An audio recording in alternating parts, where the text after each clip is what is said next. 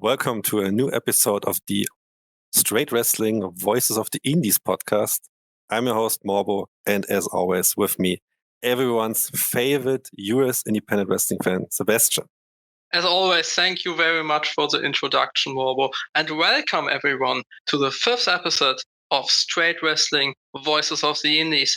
And our guest today is not only known for his work in independent promotions like Action Wrestling, Fight Life, or also for Wrestling Open as a part of Beyond Wrestling.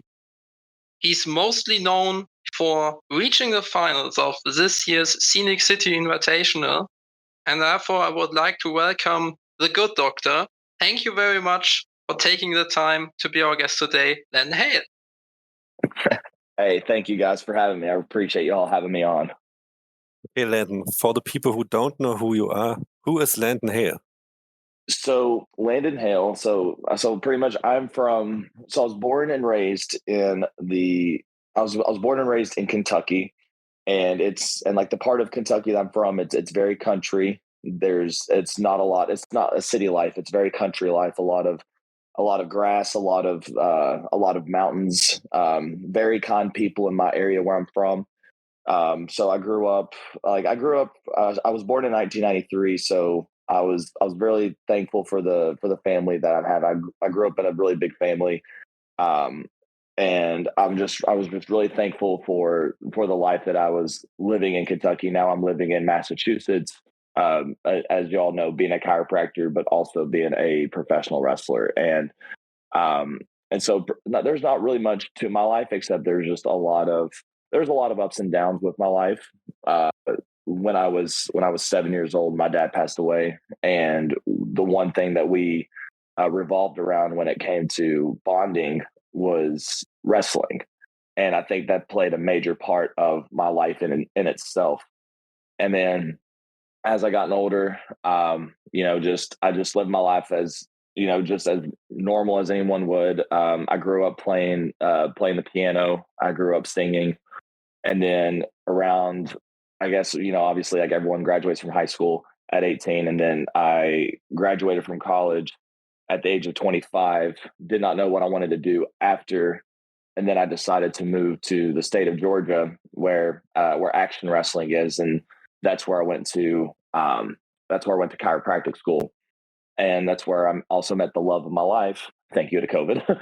and so when I wasn't wrestling and my wife wasn't bartending, and also when we both weren't going to school and we were doing online classes, that's how we met. And she's from the state of Massachusetts. So after I got all my training from Robert Gibson, that's my main trainer. And after I got my degree from being a chiropractor, my wife and I, we both moved up to Massachusetts. And again, that's where, like Sebastian said, that's where I've been doing Wrestling Open. That's where I've been doing Fight Life. I've just been acquainted with Northeast Wrestling probably about 6-7 months ago. So it's just been a lot within that matter of time with my life. So that's just pretty much a little summary of it, I guess, if you include both what I do for wrestling and in real life. But yeah, I'm a chiropractor by day, and I adjust people, or I take that back. I adjust people by day, and then I break them by night, and then they'll probably come back the next morning so I can adjust them. Okay, you already answered it a little bit, but how did you get into wrestling as a fan and also as a wrestler, and what fascinates you about wrestling?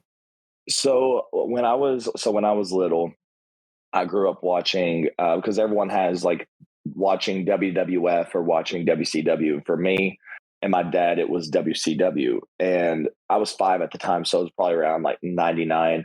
My favorite wrestler of all time is always going to be Rey Mysterio. And his favorite wrestler of all time was Kevin Nash. So when and I love this story, when we started bonding over that, and I would like play fight, obviously as kids, or as growing up, like we pretend fight with our family members.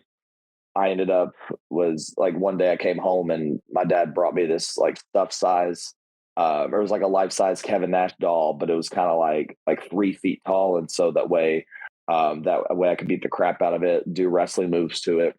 And so it was probably the best gift I could ask for. Then, like I said, he ended up passing away, unfortunately, when I was 7.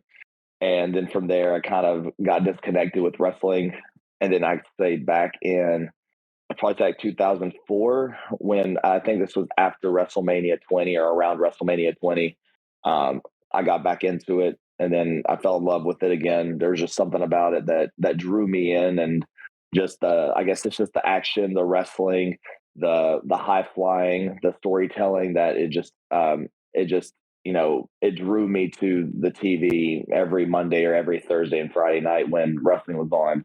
And so that's why I was so interested in it. And back what I was saying before, growing up in Kentucky, or at least in my area of Kentucky, pro wrestling isn't as popular as you guys would notice, like in Germany, or you guys would notice in the United States, such as like the Northeast or Georgia or Tennessee. Our area of Kentucky, it's not that popular when it comes to professional wrestling. So when I graduated from college, from undergrad, I was thinking to myself, okay, I have one life to live. Let's see what happens. Because the conversation started. One of my friends made a post, and it was like, compare two wrestlers, and I will tell you which one's my favorite. It's like one of those like Facebook posts. So I told him Chris Jericho or Eddie Guerrero. He answered it, and then I just kept going off of that. And I was like, okay, like I kept asking more questions and more questions and more questions. And this was probably about June or July of 2018. And then I asked him, like I sent him a personal message, and I said, you know what? I have one life. Let's see where this takes me. So I said, hey, how did you get into wrestling? So he ended up guiding me into the right steps. I took my first ever back bump in one of my buddy's backyard. He had his ring set up there, and it was the best feeling that I've ever had. Obviously, I was sore the next day, but it was the best feeling ever. And then he introduced me to a guy out of Virginia that I needed to train under. And so I actually had my first couple of training sessions under a guy by the name of Mike Sampson. And Mike Sampson, he used to go by Mike Scarberry in the WWF, and he used to do like jobber matches, such as like the Harts or the Steiner brothers, and so on and so forth. So he taught me the basics of wrestling, and I only had 2 training sessions, and then I ended up having my first ever wrestling match. That was probably the worst match I've ever had, but it kind of showed them like the potential that I had moving forward. So I had a few matches before I moved down to Georgia. And then when I moved down to Georgia, I got, acclimated with classes for school. And while I was doing that, I found Robert Gibson, one half of the Rock and Roll Express. And so he put me under his wing for a few months. And then one day I showed up to his wrestling show. It's called All Pro Wrestling Academy. Or All Pro Championship Wrestling. Sorry, I'm messing that up. We go to All Pro Championship Wrestling. Then this was my first ever time showing up there, and someone ended up not showing up. And the first rules of the business is to always bring your gear with you. And I didn't really have gear at the time. I only had probably like a pair of spandex, or I had like these pull-up pants with these weird boots that I put on, but I stuck out like a sore thumb, that's for sure. And they were saying like, someone didn't show up. This is your time to wrestle. So I got to wrestle my first match there. And ever since then, I've never looked back, because it's got me opportunities to again wrestle for Championship Wrestling from Atlanta, which they have like the Championship Wrestling circuit in America. And I had the chance to wrestle on television, which was pretty cool. I got the chance to meet with Matt Griffin and Scott Hensley. Had a great time to build that connection with them, and get to wrestle for action. And like Sebastian said, be in the Scenic City, but also be a finalist in the Scenic City. So, and then now I'm in the Northeast, and there's a lot going up here, especially if people understand how popular the Northeast is when it comes to pro wrestling. So I'm just really thankful for the 5 years of pro wrestling. Well, I mean, I guess if you don't include my wrestling injury, that took me out for a little bit, but the the wrestling that I've been doing for 5 years, it's taken me to a lot of places, and I'm just truly thankful and truly blessed to where I'm at. Your pretty unique nickname in the ring and getting announced before matches is the Good Doctor. For everyone who doesn't know you or the story behind it, why are you called the Good Doctor? So this is actually a funny story. In wrestling, you don't have to have and I mean, this is just my belief, that everyone else can, have their own opinions, but sometimes it's just yourself turned up to a new level. And so I didn't really have any type of moniker or any type of gimmick behind my name. I just wanted to be myself, and I'm still am myself. I try to be as genuine as I can, but one day I was talking to Scott Hensley from Scenic City, and when I came down to the Scenic City Invitational of 2022, I was in a scramble match. But before that, he announced me as the Good Doctor, and I was just like, oh, that sounds cool. Like, it's the name of a TV show, but it sounds like a good nickname to stick with. The reason I am the Good Doctor is that I'm a chiropractor, and usually when you think of anything when it comes to doctors, they're thinking they may be bad, they may be harmful. Usually chiropractic, we are one of the safest. We're probably one of the safest, if not the safest, doctor route that you can go to. So when it comes to being that type of professional specialist, such as a doctor, you really can't go wrong with going to a chiropractor. So therefore, that's when the Good Doctor comes in, because even though I'm adjusting, I'm still a good guy at the end of the day, and taking care of people, but also break your back in the ring. So it's kind of like a ironic thing there when it comes to wrestling, but when it comes to the Good Doctor, I just make sure that everyone understands I am a doctor of chiropractic. How do you organize being a chiropractor and also being a wrestler? How does a typical week in the life of Landon Hale look like? So from Monday through Thursday, at least for right now, I work as a chiropractor from 6:30 in the morning till 6 p.m. And usually in between, I have a little bit of lunch and stuff like that. But it's the most rewarding job that I could ever ask for, seeing people or seeing my patients getting better and seeing people, feeling better and functioning better. When it comes to mixing up with wrestling, on Tuesdays, I'm usually out of work at 5 or 5:30, and then I'm right now training I'm right now, sharpening my skills at New England Pro Wrestling Academy, and they're out of North Andover, Massachusetts, and they are affiliated with Chaotic Wrestling. And so I would travel there. It's not far from my work. It's about 30 or 40-minute drive. And so as soon as I would get finished with work on Tuesday, I would go there to train, and I would go through the drills and, just kind of sharpen my tool set, just making sure that everything is, or sharpen my skill set, just to make sure everything is good. I do work out Mondays and Wednesdays, usually right after. And the funny thing about Wrestling Open is that Wrestling Open on Thursdays, it's literally 30 minutes from my workplace. And so I go from my house to work. I work from 6:30 a.m. to 6 p.m. And then whenever I'm finished with work, I just drive straight from my workspace into wrestling.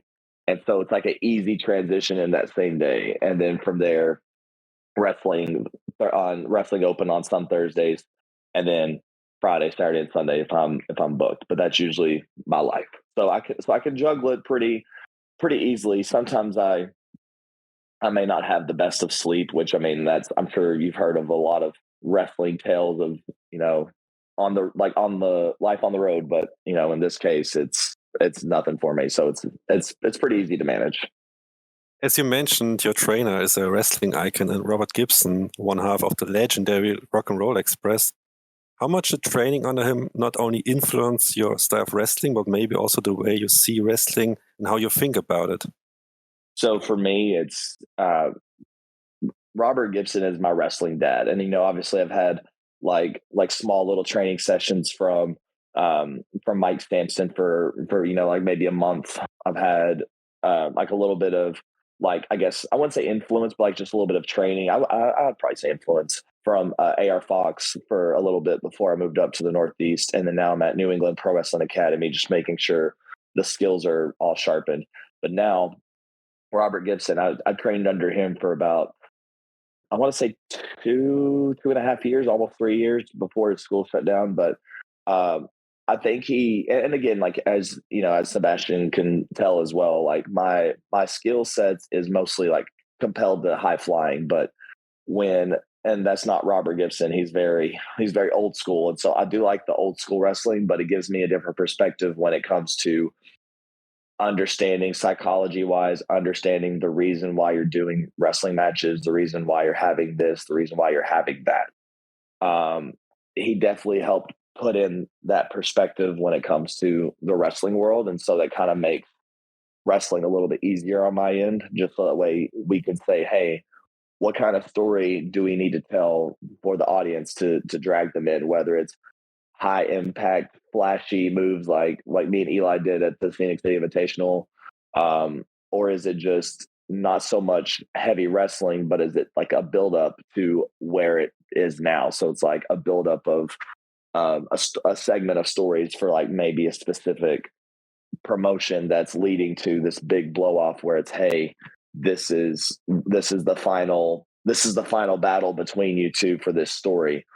So the way that he puts it into that perspective is just the psychology behind it. And I think that's what gets missing every now and then sometimes.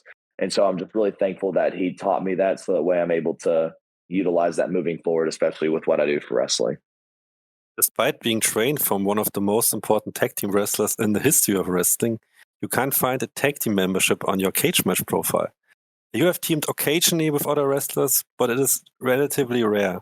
Did it just kind of happen, or do you decided to focus on single wrestling in your career, or maybe have ambitions to form a tag team in the future? So with me, I've tagged with a few people in my wrestling career, and I don't think it's by accident. I think it's just like I've always grown up, and I would say this in like the best way for myself possible, but I've always been by myself, whether it's in wrestling, whether it's in real life, because I'm a very extrovert person, meaning that like I'm very, I'm very talkative. I love hugging people. I love getting to know everyone. But when it comes to like wrestling and stuff like that, like I'm nice to everyone, but I feel like I'm more to myself. And so, I mean, like I would love to have a tag team. I think that'd be awesome. I think it's just trying to find the right fit. And I mean, I definitely think that there is some sort of line when it comes to having a tag team partner down the line. A lot of people have joked with me. They're like, "Oh, like why don't you team up with Dr. Britt Baker and you all can be the doctors on AEW?" I'm like, that'd be pretty cool.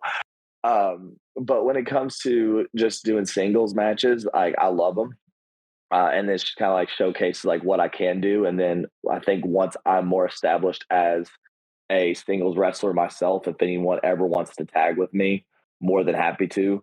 Like I've had a lot of people when they come up to me, they're like they ask that same question. They're like, "Oh, like you're trained by a legendary Hall of Famer in tag team wrestling, but you're not a tag team wrestler." And I think, everyone's got to find their, it's like I guess, Batman to Robin, you got to find that partner that you're able to, team with. So I think I'm still searching for that. But in the meantime, it's still a matter of doing my own thing, which, I mean, I've tagged with people before in random moments. Like the best, like one of my favorite moments was tag teaming with Rhino from Impact Wrestling, and he was also in WWE. I had the chance to tag with him back in 2021, but it was in a 6-man tag. And again, I grew up watching, guys like Rhino and like TNA and WWE. And so that was just a moment in itself that I got to team with someone like that. But I'm sure later on down the line that I will find someone they'll be willing to tag with me. We've now heard about how you got into wrestling and about your trainers, but I would like to focus on your way to the Scenic City Invitational, and also more than the Scenic City Invitational. And before we will, of course, later talk about you reaching the final of the Scenic City Invitational, as I mentioned before this year, I want you to tell the listeners about a story I have only heard from a different perspective so far. Because when he was a guest on the Inside the Ropes podcast, Matt Griffin talked about how you and him met for the first time and how this guy would go on to reach the final of the Scenic City Invitational later. Can you tell us a story from your perspective how you and Matt Griffin met for the first time? How we met for the first time ever, correct? Yes. Okay. I love this story. So back in 2019, and this was again, I moved down to Georgia in 2018, and that's when I started my wrestling. So me and one of my buddies that trained with Robert Gibson as well, and we saw that there was a Evolve show that was going to be in Atlanta. And Evolve is kind of like one of like the very small brands that kind of feeds into like NXT and like people watch it on the network, and so it's very influenced by it. But Evolve was very popular, and we decided to go to it because we noticed like guys that were on NXT like Adam Cole, and we also noticed Street Profits. There was like and then there's also like a bunch of top indie names. And again, getting my feet wet into wrestling for the first time, I didn't realize there were like some of these bigger names that were on that show, or that like smaller names that were on that show that were now lead to being bigger names. So I was like, hey, let's go to this wrestling show. The first time that I ever met Matt, so I walked into the door. For some reason, they only took cash at the door, even though they took cash at the concession stand. That's what made me mad, but that's another story.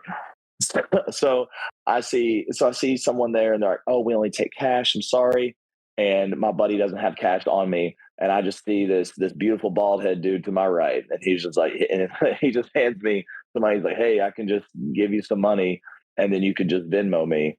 And then and so he introduced himself, and then it was Matt Griffin.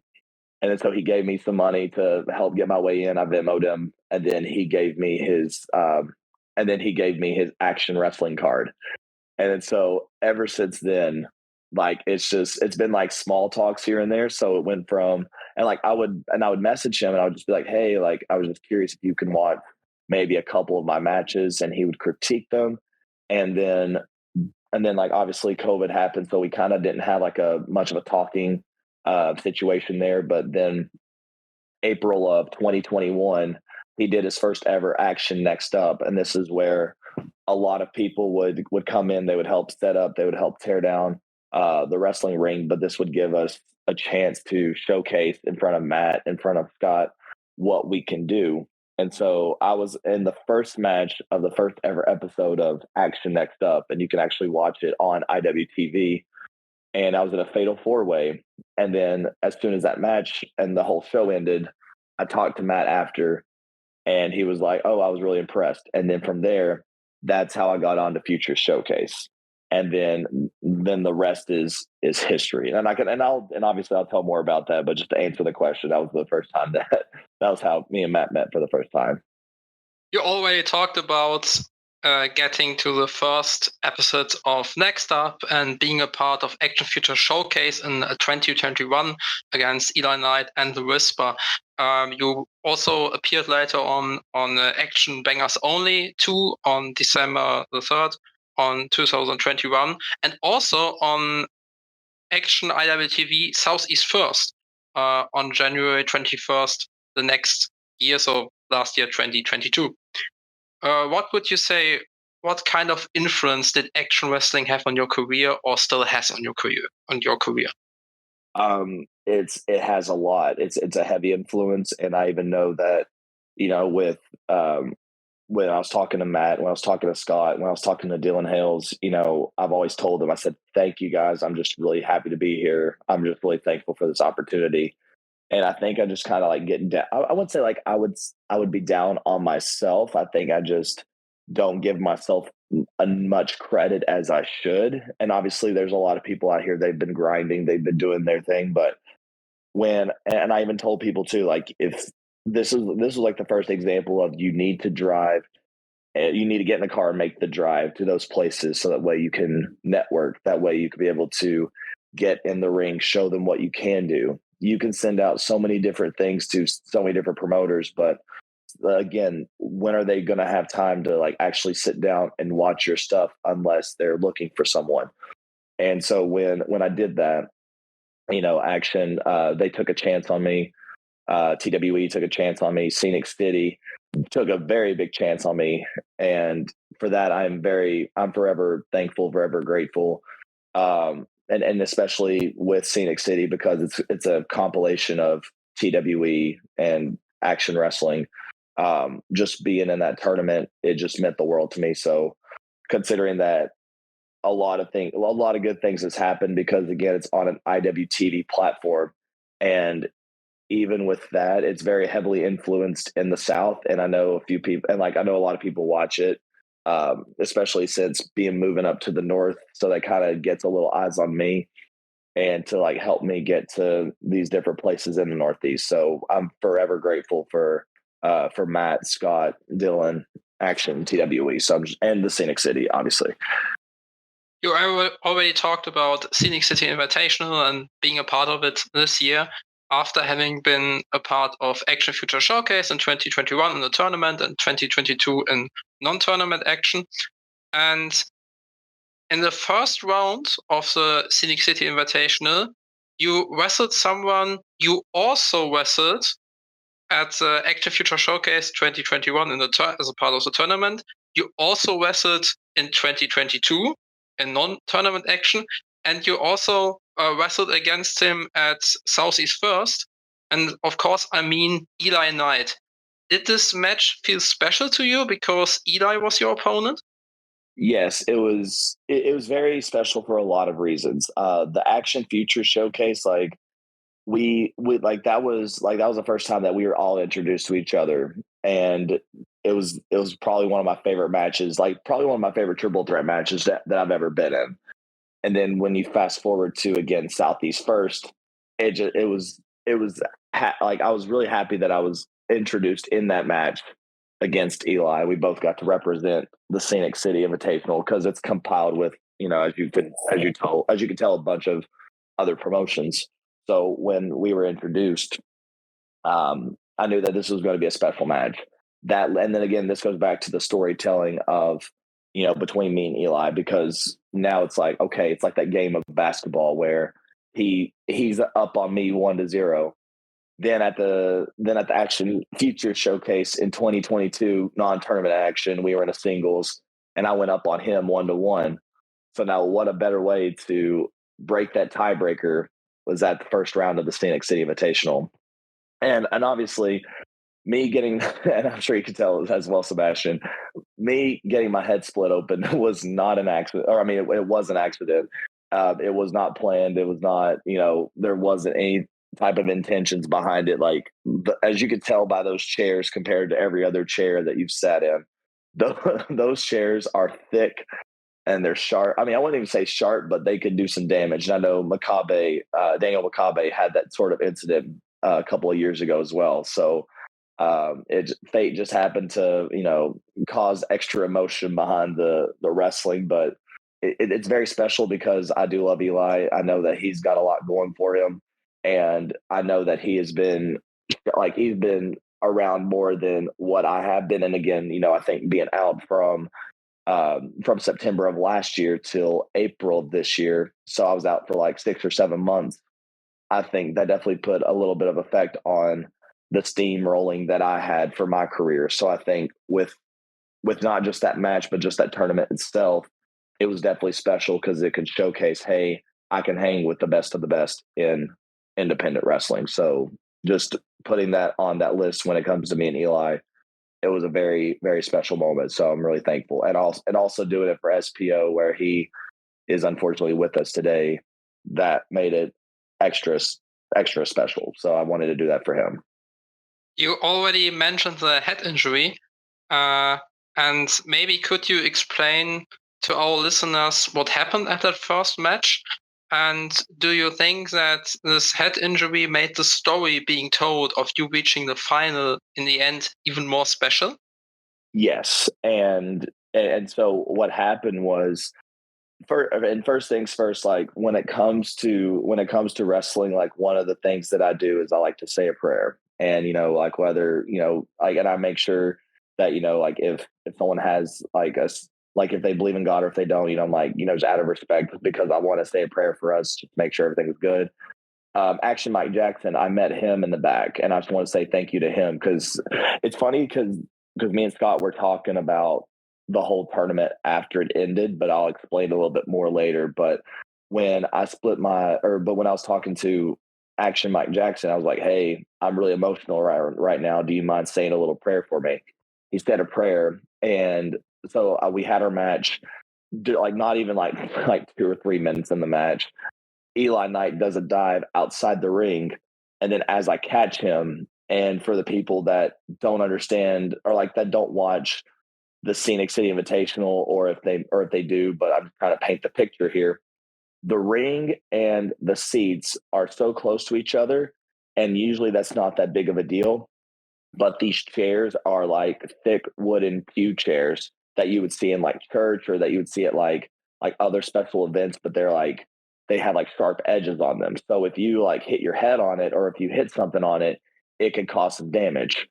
So Eli jumped onto me, and as I came back, the back of my head split open on one of the corners of the chairs. And then I didn't realize that I started bleeding until until Eli rolled me back into the ring. And as I looked down, I was like, "Oh, there's blood. Great, this is fun." But luckily, and obviously, like I had to get like a very small like pep talk from the side during that match, because I know some people were kind of worried if it was such a deep gash that if I was able to continue. And Matt just comes over. It's like, "Hey, you're doing great. Just keep going." The ref was making sure that I was conscious and that everything was good. So I was able to finish the match, and I think that added, and I will say, yes, it did add an extra storytelling to that end of fighting through adversity, fighting through like this injury, because I've been through the injury of where I was out for a while. So now this is like, okay, it's time to buck up or shut up. Time to show people what I'm made of. And even through this injury, like I was still able to compete there. I wrestled with 6 staples in my head the next day. I went to the ER to make sure that everything was good, and went through tests. It was just a small little gash. They put 6 staples in my head, and everything was fine. The nurse was like, "You can wrestle." She was like, "Obviously, some wouldn't recommend it, but if you want to, you're more than welcome. You just have to be really careful," because I didn't have any concussions. I didn't have any signs of like neurological symptoms, like no numbness going down my arms or anything like that. So everything was good. And then I beat BK Westbrook, another great competitor, and then making it to the finals. And then obviously that last blow to one called Manders. And I'm really thankful for that. And I was even saying too that, I think Manders winning was the best thing that could happen. But I also have heard too that I was the MVP, and this isn't like bragging on myself, but I think it adds a better component of just that weekend in itself. And when I was talking to Scott Hensley the next day, he was like, you said that Mike Jackson said a prayer for you. And I was like, "He did." And he was like, "You were out there," and he's like, "God was looking out for you. SPO was looking out for you. So your dad was looking out for you. So there's just a lot of people that are looking out for you, and they're in your corner." And I think that just adds like an emotional component to my life, especially with that injury that happened. So that whole tournament in itself was probably one of the, if not the best thing to happen in my career when it comes to elevating me. So to Scott, to Matt, to Dylan, as always, thank you guys. You now talked about SCI elevating you, and I would like to know: do you feel like not only reaching the SCI final, but also under the described circumstances, and also being eliminated as a last one, do you think that it has already opened up like new doors for you, or has given you new possibilities? I think so. I will say, and this was even after the first night of Scenic City, after me and Eli, when we had our match, someone followed me on Twitter, by the name of Felix, and I'm sure Sebastian, you know who that is. And he followed me on Twitter, and he does stuff with WXW. So I had a feeling that he saw my performance from Scenic City Invitational, and so it's getting eyes when it doesn't. It's weird when it comes to the IWTV platform, and it's because you don't it's literally like you don't know who is watching you, and that's the beauty behind it. It's like it could surprise you out of nowhere. And so when I had my match with Eli and I did my match in the tournament, like it opened a few doors, but I would say it expanded the doors of some promotions that they're like, hey, we can see that you can go. We're not going to throw away whatever you have going. Let's keep this momentum going. As soon as that show happened, I got reached out by ETU I would probably say like maybe like a month later, and they're like, hey, we have a spot for you. And then I ended up running the gauntlet last week. And I think it was, if I'm not mistaken, I think it was the most wins in the ETU gauntlet. And they're like an up and coming, really popular independent wrestling show. And I ended up winning over or beating guys like Bojack, Tommy Vendetta, MM3. And then I ended up losing eventually to, funny enough, a guy that was in the tournament as well, John Wayne Murdoch, even though he got me at my when he got me when I wasn't at 100%. But just those moments, like, and he was telling me too, the guy that booked me for ETU, he was like, I see what you did at Scenic City. It's like you did really good. And even Matt told me that he saw that, like, the potential that I have. So, and then now it's like with this, I have another show coming up. I can't say it just yet, but it's a pretty good opportunity for international exposure. So maybe I can be able to tell you guys once we're off air, but right now I can't really say anything right now, but I'm definitely having a few good opportunities. So I'm just kind of rolling with the punches right now and just coasting with what I have. Speaking of new possibilities, of new opportunities, as you explained earlier on, right now you live in the northeast of the United States and therefore also wrestle in promotions from the region. We already talked about the influence that action wrestling had and has on your career. Is there a certain promotion, or are there multiple promotions in the region that you are living in now that are fundamental and very important to you in your career? Yeah, so I would definitely say Chaotic Wrestling is one of them. And, I've only been on a few shows with them, but just them and their training facility, the guy that runs it, Chase Del Monte, and Scott Guerin, they brought me in, and they brought me in as one of their own, and they're like, hey, like, you have a place to train, you have a place that's home. And so even though I haven't been on a lot of the Chaotic shows, I will be moving forward. So I know Chaotic holds a special place in my heart.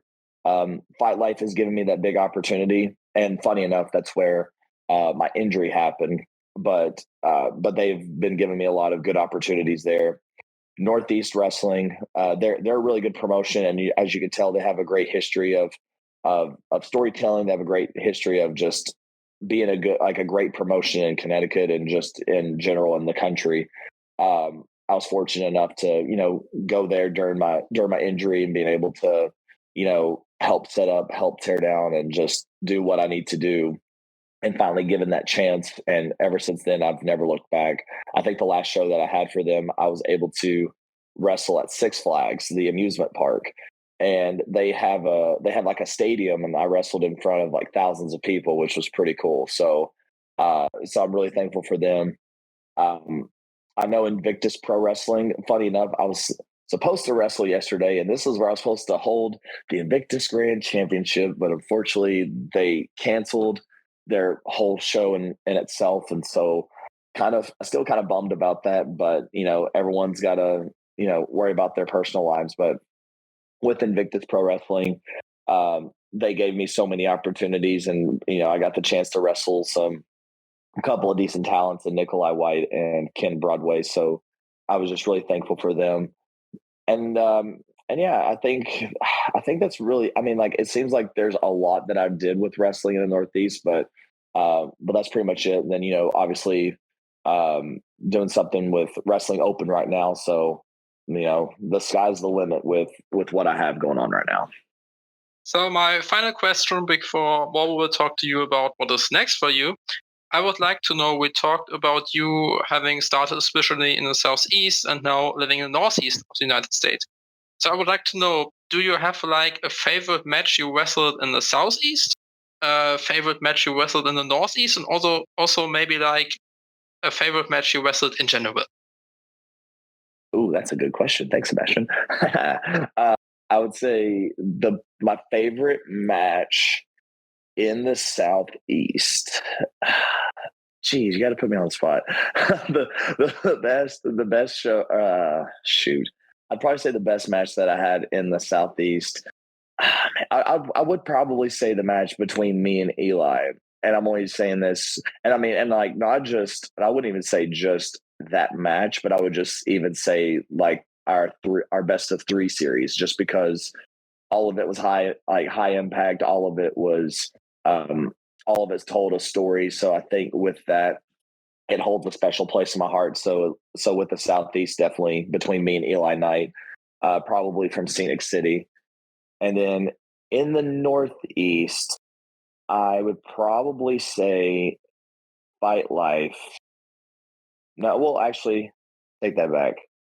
Okay, so there's a tie. I would say the most recent one between with me in the Gauntlet, because I wrestled 4 other guys, and just showing what I can do. I'd probably say that's like a tied with that favorite, and then my other favorite is my match at Fight Life last year. And again, this is where I got hurt, but this was still a fun match. I still went through with no problem. Me versus Ricky Smokes versus TJ Crawford at Fight Life Seance. That's where they introduced Buddy Murphy into that show and stuff like that. So I'd probably say a tie between that triple threat and then me doing the Gauntlet at ETU. So and then, I'm sorry. Oh no, I'm sorry. I forgot. And then I'd probably say overall as a whole, and then this is, and see, and that put me on the spot too.